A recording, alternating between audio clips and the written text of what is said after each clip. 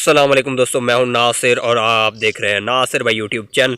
आज हम बात करने जा रहे हैं लाहौरी बंदरी के बारे में।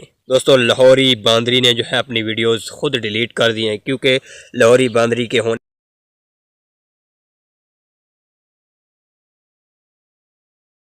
होने वाले थे 90 के। डिसलाइक तो हो गए, लेकिन इन सेंचुरी बनने वाली थी डिसलाइक की। क्रिकेट में यार हमने सेंचुरी देखी है, लेकिन ये पाकिस्तान का सबसे पहला यूट्यूबर है जिसके इतने डिसलाइक पड़े हैं।